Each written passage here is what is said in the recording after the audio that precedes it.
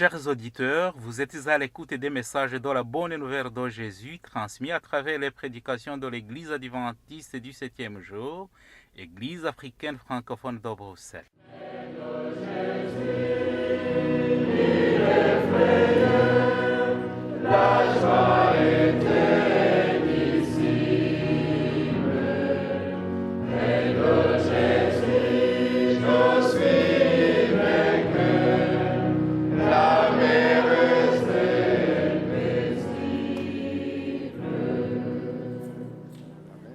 C'est ainsi qu'a commencé la bonne nouvelle de Jésus-Christ, le Fils de Dieu.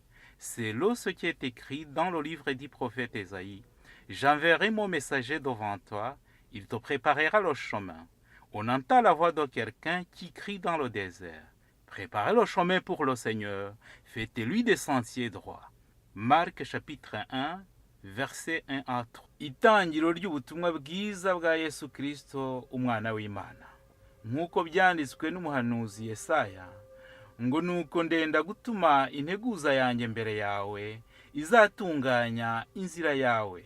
Ijwi ry'urangurira mu butayu, ati nimutunganye inzira z'Uwiteka, mugorore inzira ze. Mariko igice cya mbere, umurongo wa mbere kugeza ku wa gatatu.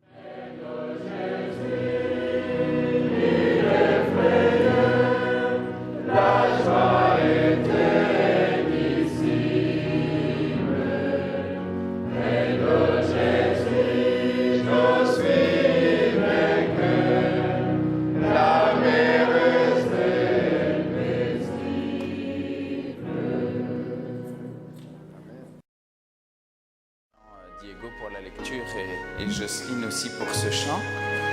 nshimira Diego wadusomeye isomo na Jocelyne umaze kuturirimbira indirimbo. Aujourd'hui, il y a un événement que la fédération nous a demandé de pouvoir vous inviter à partager dans un esprit de prière. Hari ikintu cyabaye federasiyo ikaba yadusabye kugira icyo twakoraho mu buryo bwo gusenga. Vous savez que cette semaine-ci, il y a encore eu un attentat terrible en Angleterre. Mwumvise ko mu Bwongereza byari byihebeye kwica abantu. Si vous avez entendu, il y en a eu trop de types. Des chrétiens coptes ont aussi été pris pour cible en Égypte. Mwumvise ko mu Misiri abakristo birasiwe. Et la fédération nous a demandé si nous pouvions aussi nous associer en pensée mais aussi en prière pour les familles qui sont touchées. Federasiyo ikaba yadusabye rero kwifatanya n'iyo miryango tunasenga. Que nous puissions prier pour tous ceux qui sont touchés par ces douleurs. Tugasabira abagezweho n'ibyo byago. Que nous puissions aussi prendre un temps pour pouvoir aussi demander à Dieu qu'il nous inspire, nous, les réactions qui soient les meilleures et les plus adéquates face à ce monde de violence.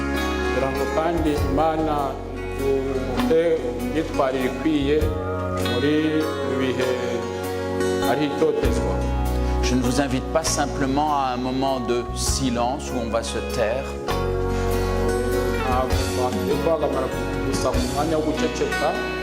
Mais que ce moment soit un moment de prière silencieuse aussi. Il y a des souffrances là, il y a des souffrances partout dans le monde.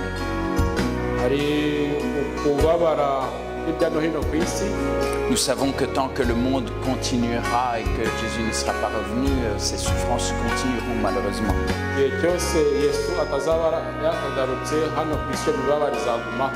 Mais en tant que croyants, nous sommes aussi du côté de ceux qui souffrent et nous avons envie aussi de les voir accompagnés et soutenus par le Seigneur.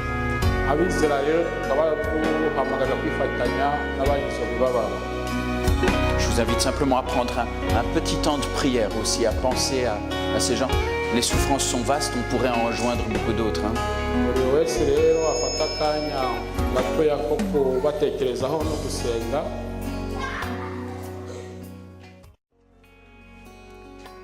Prenons un temps.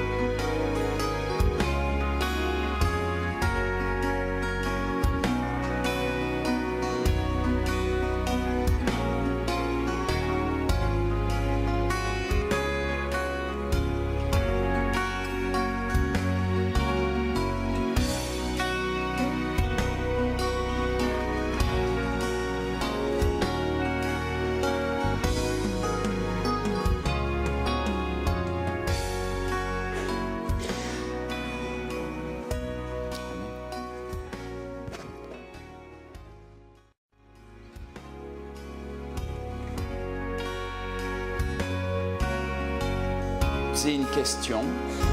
ngiye kubabaza ikibazo Mais je vais vous demander quelque chose d'un petit peu spécial. ngiye kubabaza kidasanzweho gato. Je vais vous demander, avant de me répondre en levant la main positivement pas, en levant ou pas la main, mbere y'uko usubiza uzamura akaboko cyangwa utakazamuye, je vais vous demander de fermer les yeux. Je ne veux pas qu'on réagisse en voyant que tout le monde fait ou ne fait pas. Je voudrais que chacun puisse répondre sans être influencé. ngiye kubasaba ngo buri wese aboneke amaso. Je voudrais vous demander de fermer les yeux un instant. Donc muhume gatoya. Et j'aimerais voir les mains levées ndaza kureba amaboko azamuka de ceux qui sont sauvés. y'abantu bumva ko bakijijwe.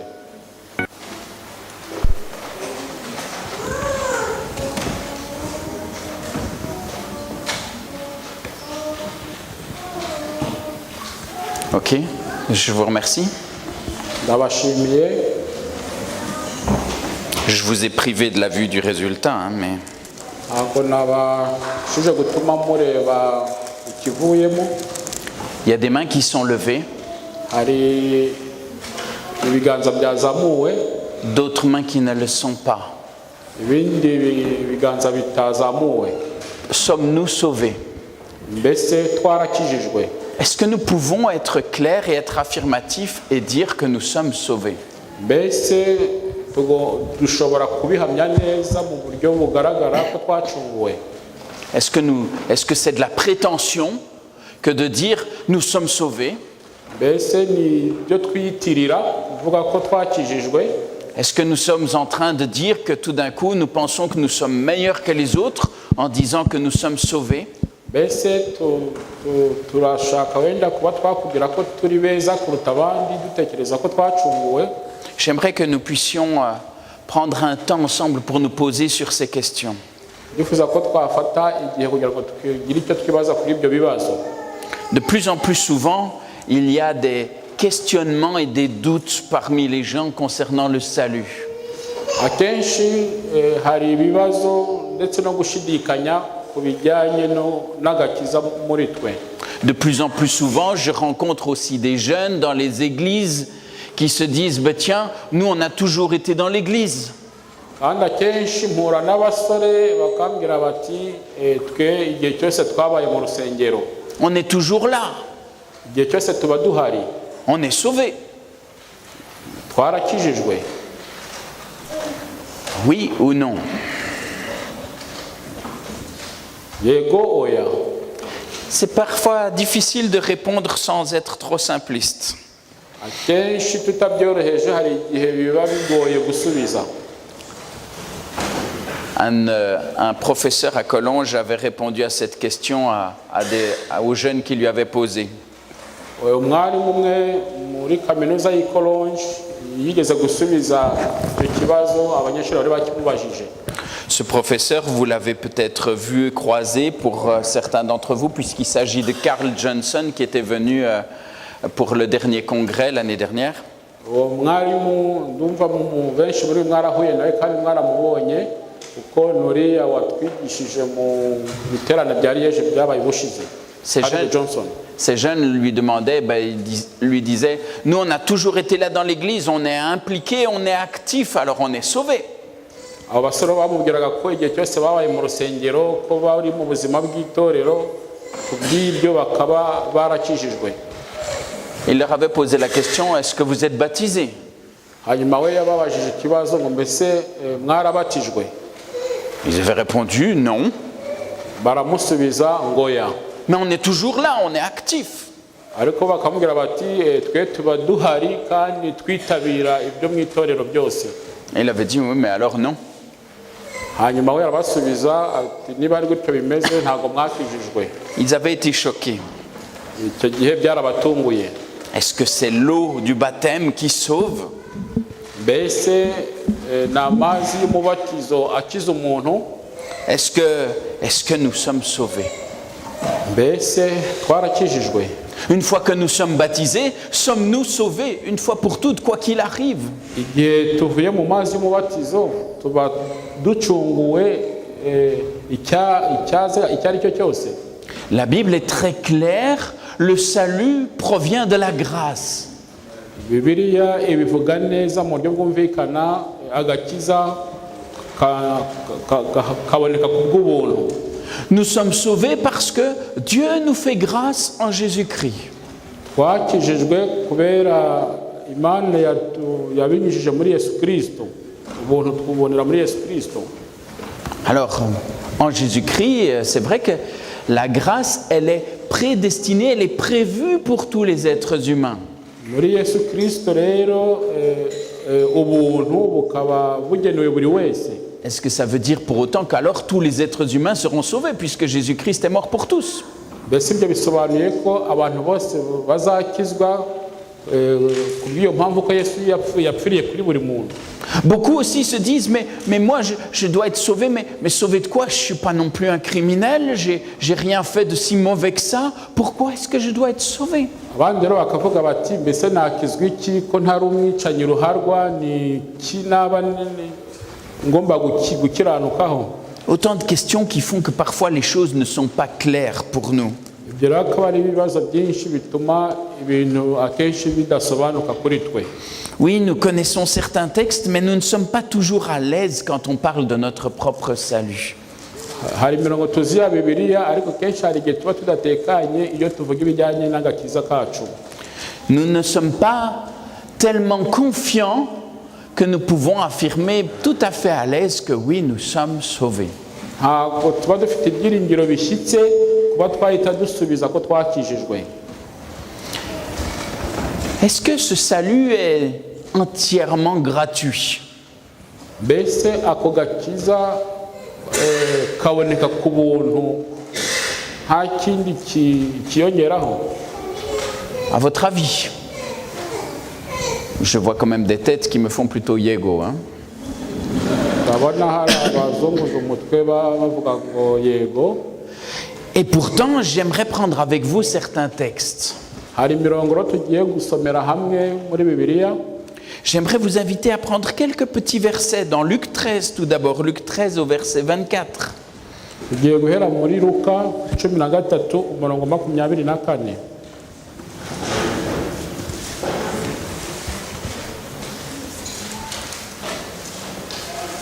Luka 13 umurongo 24.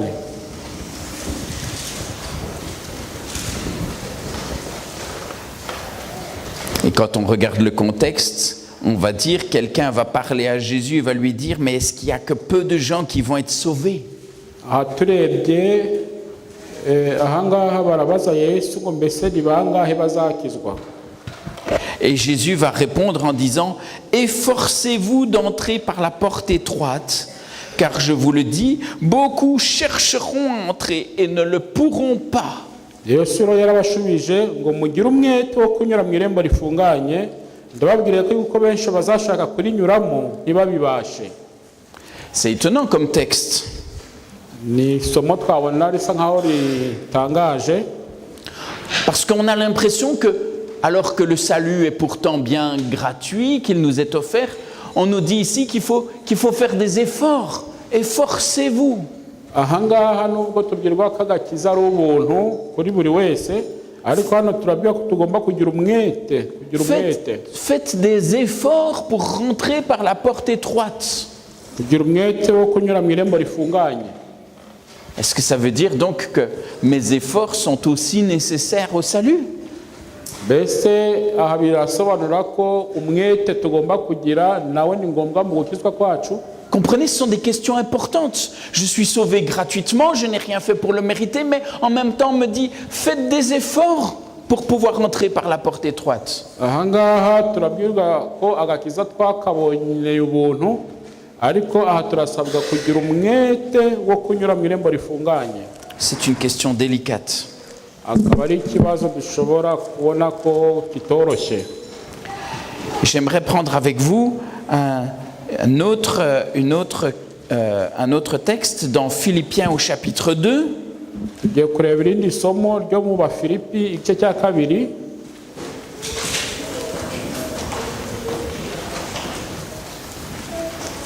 Philippiens au chapitre 2 et au verset 12. Abafilipi igice cya kabiri umurongo wa 12.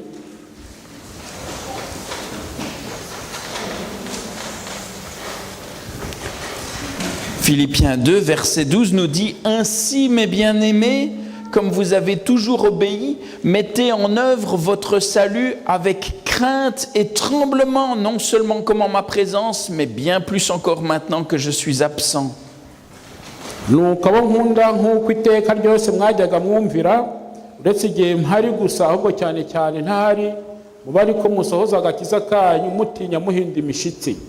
Merci à la technique qui déjoue aussi mon piège provisoire en rajoutant le verset 13 qui est très important. Murakoze abari ku buhanga bw'ibyuma mwongeye umurongo wa 13 nawo w'ingenzi. Vous avez été bien inspiré ou alors le programme est fait comme ça mais ça tombe bien. Mana yabakoresheje cyangwa se ni bibaye nk'uko bibaye nyine. Mais si vous regardez, on dit « Mettez en œuvre votre salut ». Travaillez à votre salut.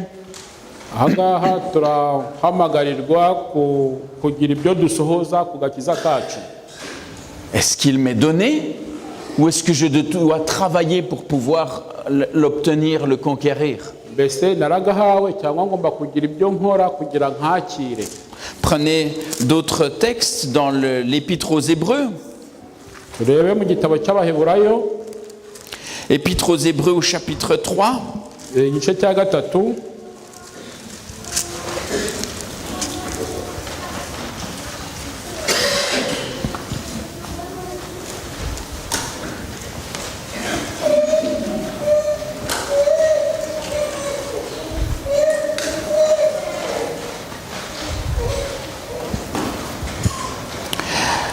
Hébreux 3, les versets 14 et 15.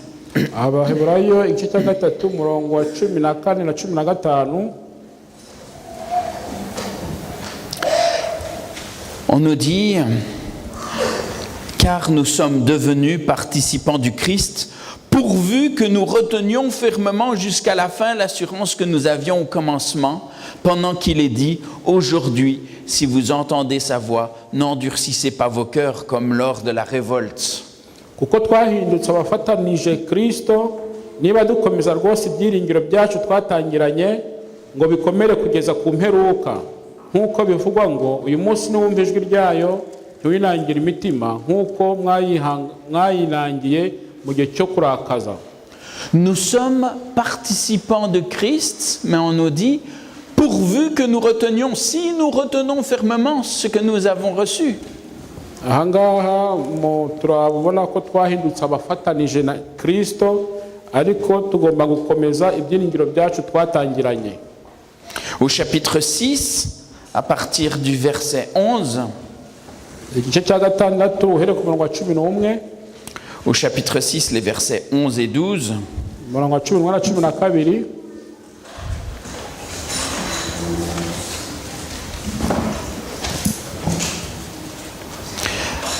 c'est un texte très intéressant.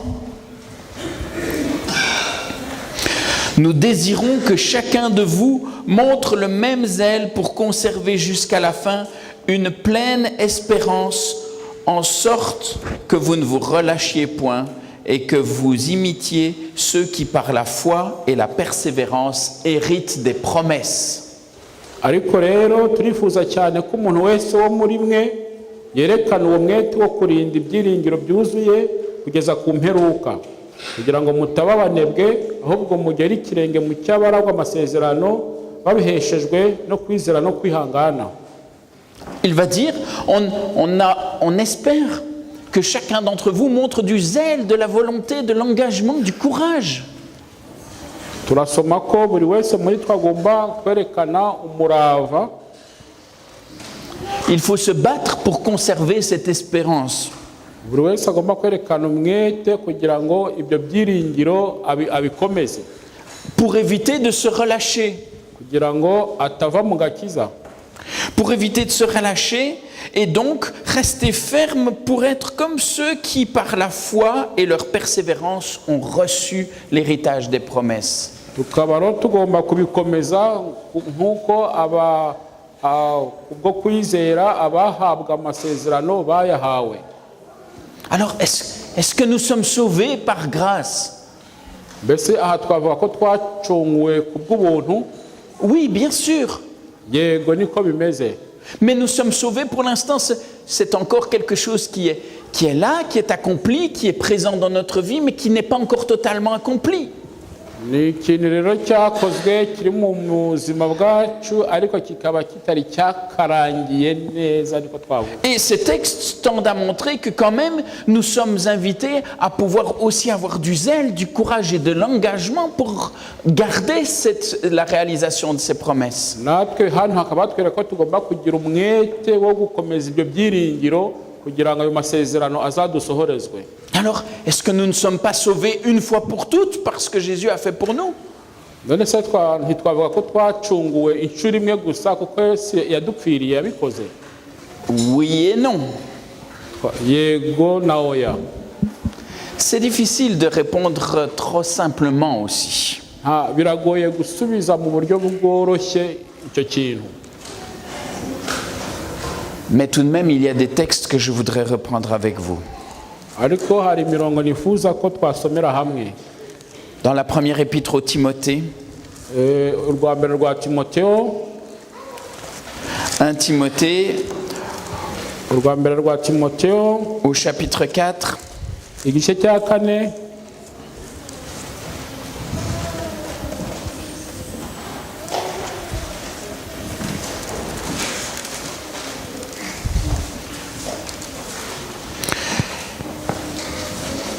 et au verset 1, uhere ku murongo wa mbere.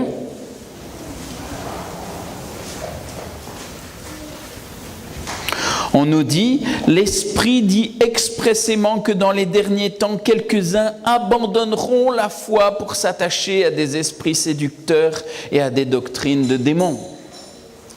Haranditse ngo ariko umwuka avuga yeruye ati mu bihe bizaza bamwe bazagwa bave mu byizerwa bite ku myuka iyobya n'inyigisho z'abadayimoni. Je suis sauvé gratuitement par la foi. Naracunguwe kubw'ubuntu kubwo kubyizera. Mais sans ce zèle et sans cette application, je peux laisser tomber et perdre cette foi. Ariko ntagize uwo mwete nshobora gutakaza uko kwizera n'ako gakiza. Il est possible de pouvoir laisser tomber ce salut que j'ai reçu. Birashoboka ko nshobora kugatakaza agakiza nabonye.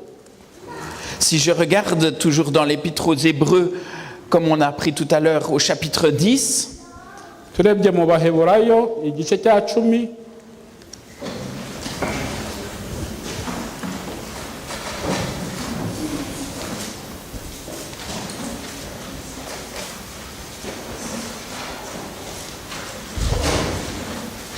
et je prendrai à partir du verset 26 jusqu'au verset 29. ndahera ku murongo 26 ngeze ku 29.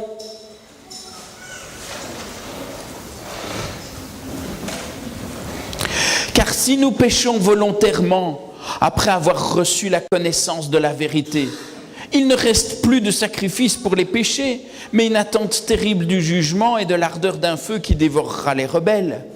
Celui qui a violé la loi de Moïse meurt sans miséricorde sur la déposition de 2 ou 3 témoins.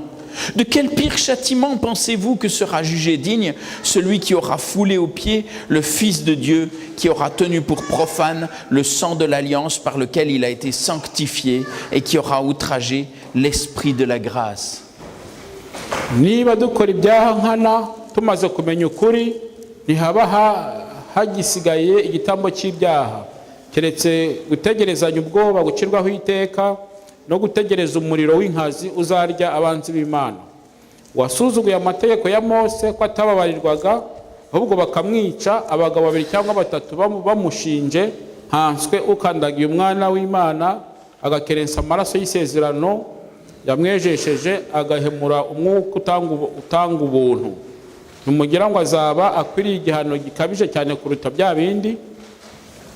Je ne rêve pas, on est quand même en train de dire que celui qui laisse tomber cette vérité qu'il a reçue, eh bien, ce n'est pas une bonne idée pour lui. umuntu wese ushyira hasi ukuri yakiriye ntabwo ari ikintu cyiza kuri we.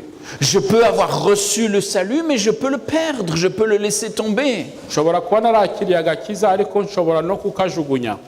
On a dans beaucoup de mouvements maintenant une tendance qui est de dire, bien voilà, si tu acceptes le Christ, si tu l'as reçu, tu es sauvé, c'est fini. ariko mu zindi nsengero zo hanze baravuga bati niba warakiriye Kristo warakijijwe byararangiye. Je peux vivre et par ma vie faire complètement le contraire, dire le contraire de ce que je devrais proclamer. nshobora kubaho imibereho ivuguruza ibyo nakagombye kuba mpamya. C'est pas grave, aho bakavuga bati ntacyo bitwaye, pas de problème. nta kibazo gihari, Tu es sauvé. warakijijwe, waracunguwe. Je peux vivre ce que je veux, c'est pas grave si je dis que je crois, je suis sauvé. nshobora kubaho ibyo nishakiye, imibereho nishakiye, ariko kuba naracunguwe nkavuga nti ntacyo bitwaye naracunguwe. Comme si la foi était un antidote magique, comme s'il suffisait de dire je crois pour que tout d'un coup ça change tout. nkaho kwizera byaba ari nk'ihame ry'ubumaji ushobora kuvuga gusa ngo ndizeye bikaba birangiye. Alors que la foi, c'est plus que simplement croire dans sa tête, c'est quelque chose qui nous engage. ukwizera rero bikaba birenze kubyemera mu ntekerezo, ni biduhamagarira kugira icyerekezo twinjiramo. Nous sommes dans une civilisation qui a été très très fort influencée par la pensée grecque. tukaba rero turi muri sosiyete yagize ishingiye ku bintu byinshi byavuye mu bagereki. Je crois, voilà, c'est dans ma tête. kuvuga gusa ngo ndizeye mu bwonko. Je crois, c'est tout, ça suffit et c'est bon, ça suffit, tout est résolu. umuntu akavuga ati ndabyizeye mu mutwe mu bwonko akumva ko birangiye. Mais la foi pour un hébreu, c'est quelque chose, les racines sont très très proches des racines qui parlent de l'obéissance à la loi, de la fidélité. ariko mu baheburayo kwizera bifite umuzi mu kubaha amategeko. Ce qu'on utilise pistis, la foi en grec, iyo bavuga ijambo kwizera mu kigiriki, en hébreu, le terme qui est utilisé est proche, c'est emuna. mu baheburayo ijambo bakoresha ni ryavuze ngo emuna. Et c'est un terme qui est très proche de amen. akaba ari ijambo C'est la même racine. akaba ari ijambo ryegera amen, bifite umuzi umwe. C'est quelque chose qui est sûr, qui est certain, sur lequel je peux m'appuyer, qui est stable. ni ikintu ushobora kwishingikirizaho. C'est ma volonté, c'est ce que je veux aussi. Amen, c'est ce que je désire. akaba ari cyo nifuza gukora, akaba ari cyo nkora nifuza gukora, C'est ce à quoi je m'engage. akaba ari cyo nerekejeho imyumvire yanjye yose. La foi n'est pas qu'une pensée, elle est aussi un engagement. kwizera rero ntabwo ari igitekerezo umuntu agira gusa, ahubwo ni kwitanga mu cyerekezo runaka. Elle est un cheminement. akaba ari urugendo rukomeza. Et c'est vrai que nombreux sont les textes qui pourraient être encore repris et qui nous montreraient que dans le fond quand même, oui c'est vrai, nous pouvons recevoir le salut, mais nous pouvons en déchoir, nous pouvons le perdre ce salut. hari imirongo myinshi dushobora gusoma, nibyo kuko dushobora kwakira agakiza ariko dushobora no kugatakaza. Il y a une manière de recevoir, mais malheureusement aussi il y a des manières de perdre. hari uburyo bwo kukakira ariko hari n'ubundi buryo bwo kugatakaza.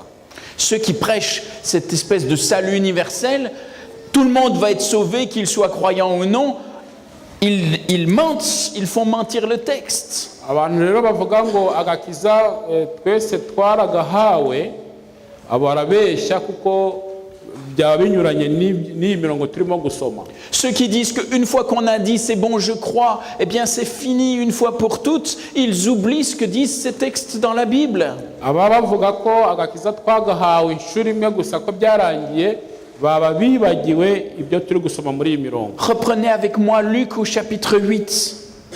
Dusome Luka igice cya 8. Reprenez à partir du verset 12.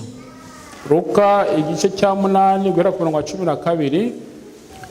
On est dans la parabole du semeur, vous savez. Turi mu mugani w'umubibyi. Et on va lire les versets 12 à 14. Turasoma umurongo wa 12 kugeza wa 14. Ceux qui sont le long du chemin, ce sont ceux qui entendent. Puis le diable vient et enlève de leur cœur la parole de peur qu'ils ne croient et soient sauvés. Ceux qui sont sur le roc, ce sont ceux qui, lorsqu'ils entendent la parole, la reçoivent avec joie, mais ils n'ont point de racines, ils croient pour un temps et ils succombent au moment de la tentation. Ngo izo mu nzira abo nibo bumva ijambo hanyuma umwanzi akaza agakura ijambo mu mitima yabo kugira ngo batizera ngo bakizwe.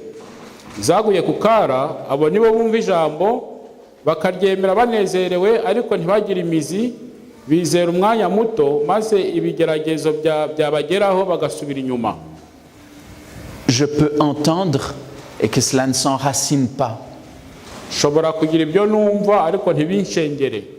Je peux même avoir la plante qui commence à pousser. Il y a la foi. Oui, je suis rentré dans cette dynamique de la foi. Shobora ndetse no kusa nkaho numvise ko hari ibyanshengeye koko. Mais il y a moyen que la plante meure. Ariko icyo gihingwa twagereranya no kwizera kiba gitangiye kumera hari igihe gipfa. C'est pour ça que nous sommes invités à être dans une dynamique particulière. Niyo mpamvu duhamagarirwa kwinjira mu cyerekezo kidasanzwe. Quand nous prenons la première épître de Pierre au chapitre 5, iyo dusomye urwa mbere rwa Petero igice cya 5, 1 Pierre chapitre 5, les versets 8 et 9, urwa mbere rwa Petero igice cya 5 umurongo wa 8 n'uwa 9, on nous dit que cette dynamique de la foi, elle implique une volonté de la résistance. icyo cyerekezo cyo kwizera kidusaba kugira ubushake ndetse no kutadohoka.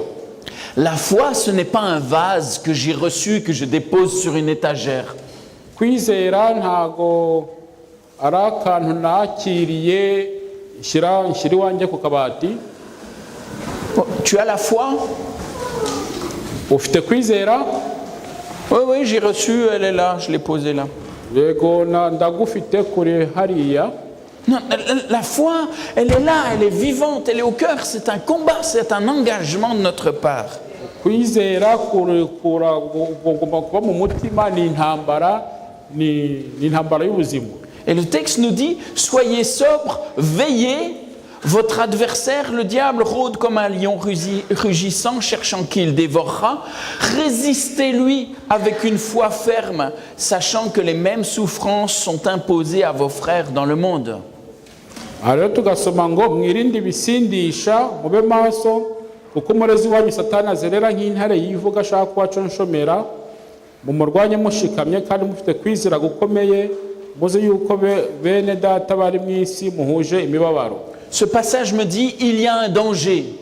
Aha turasoma haratwereka ko hari ikibazo. Je dois non seulement veiller, rester en éveil, hakaba hanyereka ko nkwiriye kuba maso, et puis résister avec une foi ferme. Kandi nkakomeza sindohoke no mfite kwizera gushikamye. On dit dans Jude au verset 24 et 25, muri Yuda rero 24-25, à celui qui peut vous garder de toute chute et vous faire tenir devant sa gloire sans défaut et dans l'allégresse, par nous qui par notre obéissance gagnons notre salut. Haranditse ngo nuko ibasha kubarinda ngo mudasitara no kubahagarika imbere y'ubwiza bwayo mudafite inenge ahubwo mwishimye bihebuje. Non, je veux dire, c'est pas nous par notre obéissance simplement qui gagnons notre salut, c'est lui qui peut nous préserver de toute chute. Niyo rero ibasha kuturinda ngo tudasitara. C'est là qu'il faut comprendre où intervient la grâce. aho ngaho rero niho tugomba kumva ikijyanye n'ubuntu. Parce que nous ne pouvons pas être constamment dans la tristesse et dans la préoccupation en nous disant aïe aïe aïe, et si je n'étais pas sauvé. kuko tudashobora kuguma mu gahinda twibaza ngo mbese twarakijijwe. Un ancien pasteur que nous avions ici en Belgique, lorsque moi j'étais tout jeune, disait « Nous pouvons dire que nous sommes sauvés maintenant. » Umupasiteri nkiri muto hano mu Bubiligi yajyaga avuga ati ugomba kwemeza ko twacunguwe twakijijwe uyu mwanya. Je ne peux pas dire que je serai sauvé dans 50 ans, je n'en sais rien, je ne sais pas comment évoluera ma vie. Ntabwo ngomba kuvuga ngo nzakizwa mu myaka 50 kuko ntazi uko ubuzima bwanjye buzagenda. Mais maintenant, si je suis en Christ, je peux dire maintenant je suis avec lui, je suis sauvé. Ariko niba ndi muri Kristo uyu munsi ngomba kubihamya ko uyu munsi nakijijwe nacunguwe. Cette foi, je l'ai reçue, cette grâce, je la reçois pour moi. Uko kwizera ndaguhabwa, ubwo buntu ndabuhabwa nkabwakira. Mais je suis conscient que c'est aussi un engagement et un combat. Ariko nkaba nzi neza ko ari umuhamagaro, ko ari intambara mba ngomba kwinjiramo. Dans Galates, au chapitre 5, Abagalatiya igice cya 5,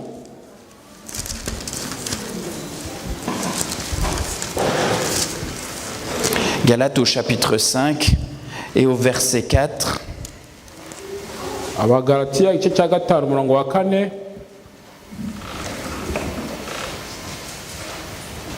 on nous dit « Vous êtes séparés de Christ, vous tous qui cherchez la justification dans la loi, vous êtes déchus de la grâce. » Mwebwe abashaka gutsindishirizwa n'amategeko mutandukanijwe na Kristo kuko mwaguye muretse ubuntu bw'Imana. Ceux qui pensent être justifiés par leur obéissance à la loi, eh ben on nous dit ils sont séparés de la grâce de Christ. Aha haratwereka ko abashaka gutsindishirizwa n'amategeko batandukanyijwe n'ubuntu bwa Kristo. Penser que par notre bonne obéissance nous arrivons à obtenir la justification, c'est une hérésie, c'est une horreur. Gutekereza ko kubwo kumvira amategeko kwacu bishobora kugeza ku gakiza ni ibintu bipfuye. Nous sommes sauvés par ce que Christ a accompli pour nous. Dukizwa ku byo Yesu Kristo yadukoreye. Mais nous ne devons pas le perdre. Ariko ntago tugomba kuzimira muri ibyo bintu. Est-ce que nous sommes pécheurs? Mbese turi abanyabyaha? Oui. Yego. Dire le contraire serait aussi anti-biblique. Nous le sommes. Uvuze ibihabanye n'ibyo waba unyuranye na Bibiliya ko biritwereka ko turi abanyabyaha. Et les Écritures sont claires. Byanditswe byera bibigaragaza neza. Romains 6, 23, le salaire du péché, c'est la mort. Abaroma igice cya 6:23 uko ingaruka y'icyaha ari urupfu. Mais le don gratuit de Dieu, c'est la vie éternelle en Jésus-Christ notre Seigneur. Ariko impano iboneye y'Imana ni ubugingo buhoraho turera muri Yesu Kristo umwami wacu. Si je prends un petit peu avant, dans Romains 5 au verset 20, Iyo turebye gatoya mu Baroma 5:20, on nous dit que la loi est intervenue pour que là où l'offense abonde, là où le péché a abondé, la grâce surabonde. kuko amategeko yaziye hanyuma kugira ngo ibyaha bigwire, nyamara aho ibyaha byagwiriye niho n'ubuntu bwarushijeho gusaga.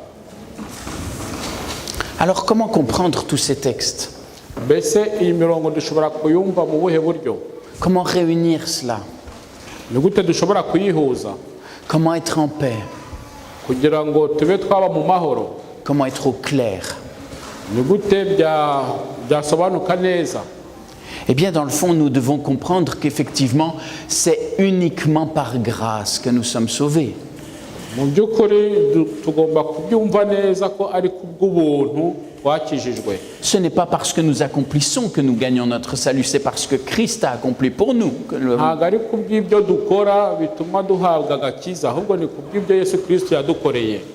Et tant que nous sommes avec lui, tant que notre relation est là ferme, tant que nous continuons à dépendre de sa grâce, eh bien nous sommes sauvés.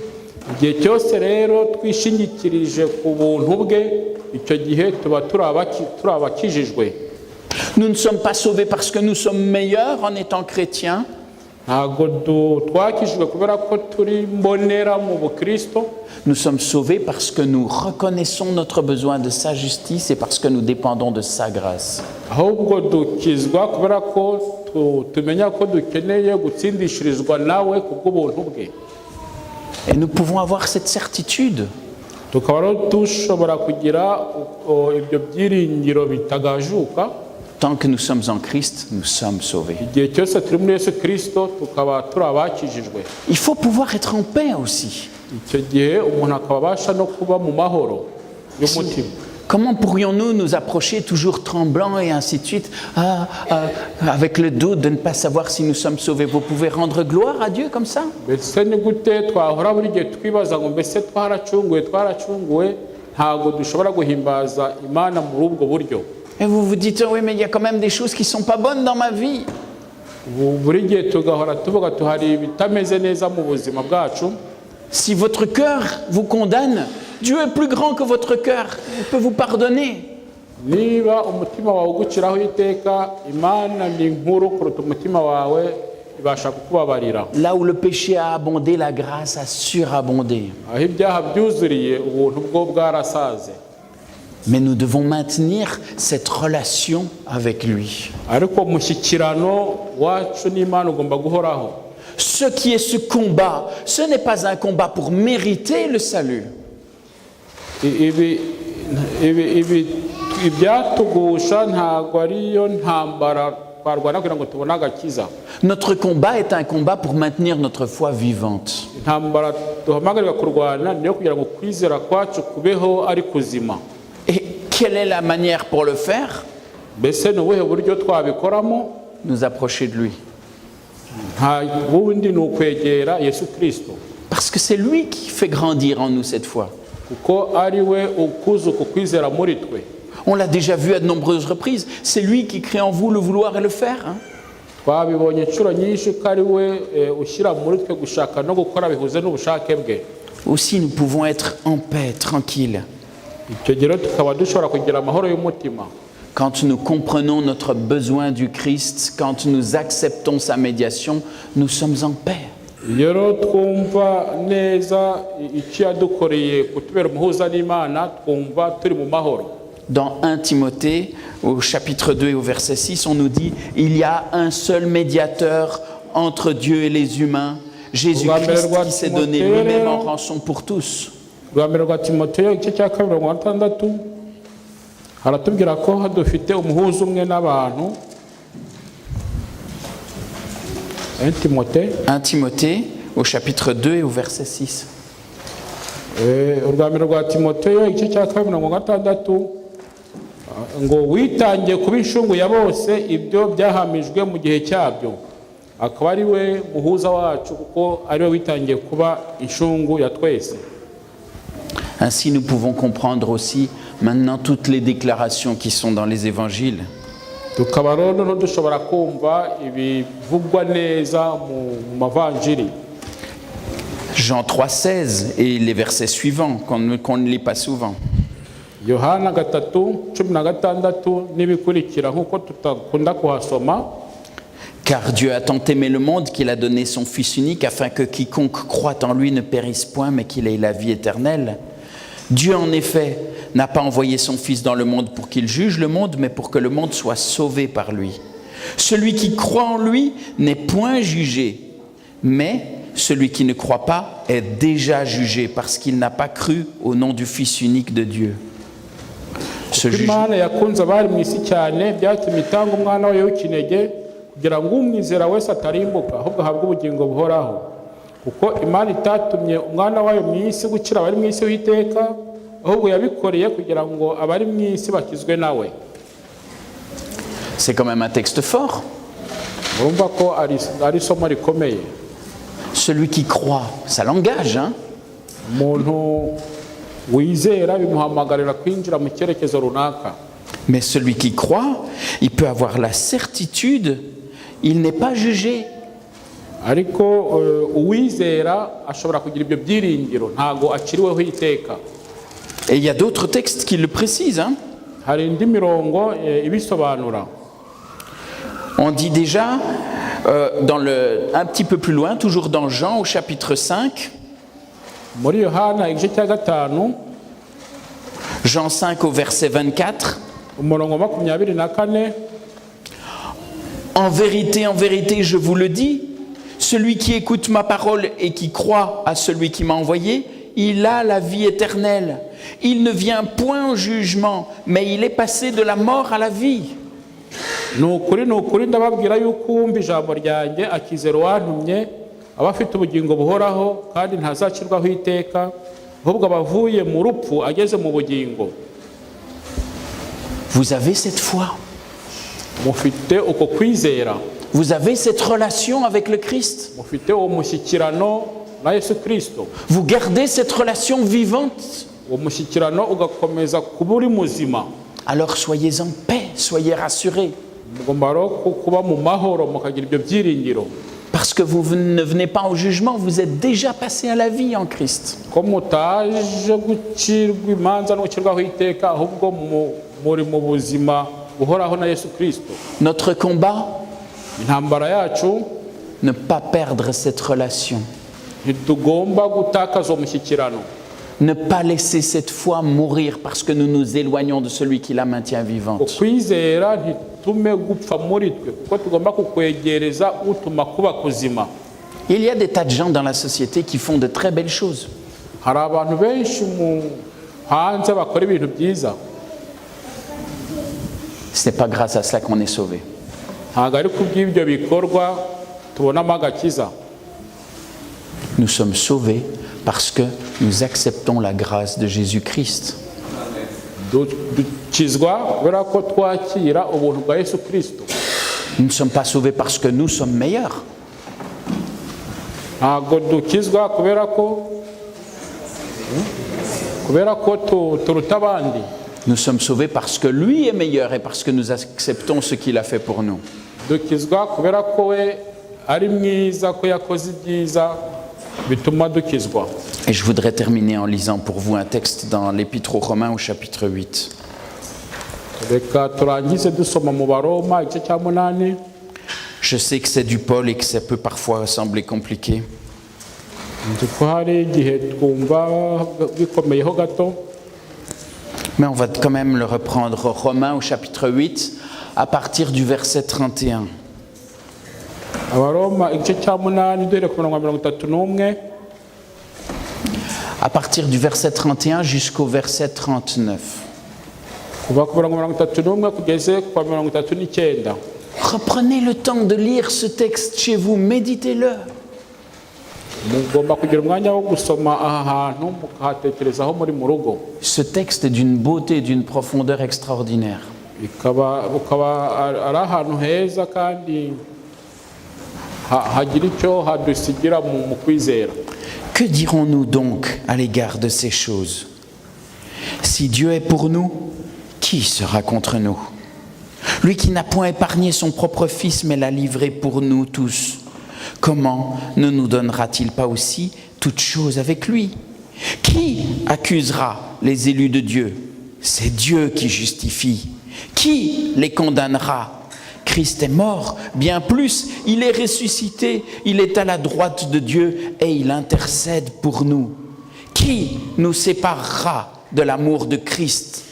Sera-ce la tribulation ou l'angoisse ou la persécution ou la faim ou la nudité ou le péril ou l'épée? Selon qu'il est écrit, c'est à cause de toi qu'on nous met à mort tout le jour, qu'on nous regarde comme des brebis destinées à la boucherie.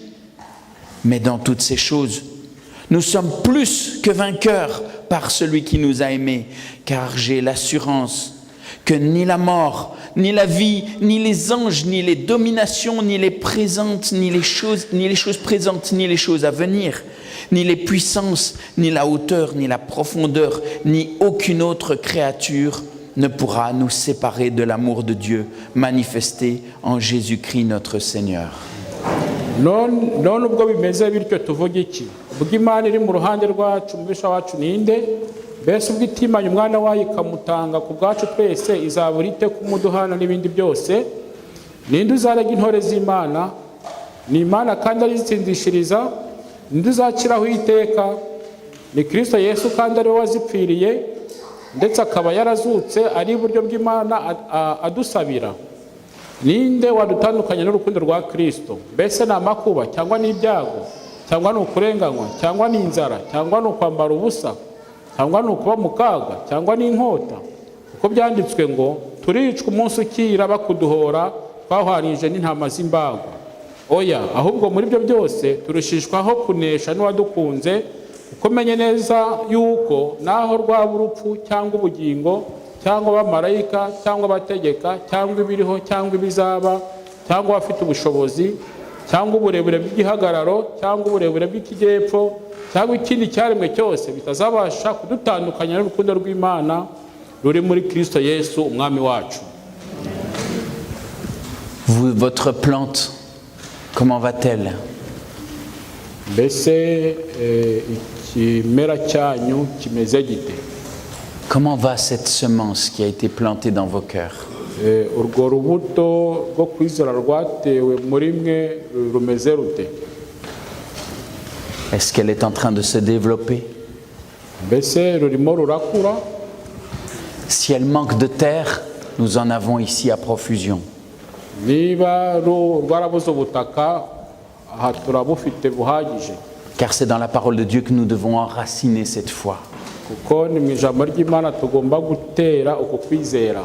Si elle manque d'eau, que nous puissions affermir notre relation avec Dieu. Niba iyo mbuto yarabuze amazi, tugomba kunoza umubano n'Imana yacu. Et que nous puissions faire place dans nos vies et dans nos cœurs pour que son esprit puisse arroser et faire grandir cette plante. Tukamuha umwanya mu mitima yacu kugira ngo umwuka we uvomerere iyo mbuto yatewe muri twe. Et que Dieu puisse nous remplir. Imana rero itwuzuze. Qu'il puisse nous remplir de paix, Twuzuza amahoro, de joie, umunezero, de confiance, ibyiringiro, de gratitude parce qu'il sauve tous ceux qui se confient en lui. ndetse n'umutima ushima kuko ikiza abantu bose bayiyeguriye. Que l'Éternel nous affermisse Imana rero idukomeze, et qu'au jour de son retour, ce soit une moisson abondante de plantes en pleine santé. kugira ngo umunsi azagarukira tuzabe ari umusaruro utubutse. Que l'Éternel nous bénisse. Imana iduhe umugisha. Amen. Allons ensemble. Senge. Seigneur, notre Dieu, notre Père, Data twese, Mana yacu, nous te sommes reconnaissants encore une fois ce matin. turakwishimye Nyagasani muri iki gitondo, Parce qu'au travers de tes Écritures, kuko ubinyujije mu byanditswe byawe byera, nous pouvons constater encore une fois combien ton amour est grand. dushobora kubonamo uburyo urukundo rwawe ari runini. Tu nous sauves sans tenir compte de ce que nous sommes. Udukiza Nyagasani udahereye ku byo turi byo. Et le seul danger qui nous guetterait, Ikibazo gusa cyaba kidutegereje c'est de nous détourner de toi. ni ukuguha umugongo Data twese. Seigneur, aide-nous tous et toutes à pouvoir maintenir nos regards fixés sur toi qui es notre Maître. Nyagasani dufashe kugira ngo twese tukwerekezeho amaso kuko ari wowe mwami wacu. Que nous puissions continuer à être dépendants de ta grâce. Ko dukomeza kwishingikiriza ku buntu bwawe. Que constamment nous puissions rester ancrés en toi et en ta parole. Kandi tugakomeza gushinga imizi muri wowe no mu ijambo ryawe. Seigneur, c'est vrai, il y a bien des défaillances dans nos vies. Nibyo koko mu buzima bwacu hari ibigenda bitugora. Nous te remettons toutes ces choses devant toi. Byose tubizanye imbere yawe. Nous te demandons pardon pour toutes nos offenses. Tugusabye imbabazi ku bicumuro byacu byose. Mais Seigneur, nous voulons aussi être confiants et reconnaissants dans ta grâce immense. Kandi tukaba dushaka kugira ibyiringiro kandi tukamenya neza ubuntu waducunguje mwami. Seigneur, donne-nous ta paix dans nos cœurs. Turagusaba ngo duhe amahoro y'umutima. Jésus l'a promis. Nk'uko Yesu yabidusezeranyije. Il a dit, je vous donne ma paix, je vous laisse ma paix. Yarabitubwiye ngo mbahaye amahoro yanjye ndayabasigiye. Que ta paix puisse régner dans nos vies. Amahoro yawe abe mu buzima bwacu. Que tu puisses oindre chacun d'entre nous buri wese nyagasani umusige et que tu puisses nous permettre de tenir fidèles et attachés à toi. kugira ngo twese tugende nyagasani tutakugambanira. Nous savons que tout ce que tu nous appelles à vivre, ibyo udahamagarira byose kubamo tu es prêt à le faire grandir et à le rendre possible en nous. witeguye kubikuza muri twe. Aide-nous à nous approcher de toi, dufashe kugira ngo tukwegere, que personne ne se perde en route ntihagire utakara mu nzira, et que nous puissions bientôt tous ensemble te rendre gloire définitivement dans ton royaume. twese hamwe tuzabashe kuguhimbaza mu bwami bwawe. C'est là notre prière et notre remerciement. niko gusenga kwacu kandi tugushimira Au nom de Jésus. mu izina rya Yesu, amen. Amen.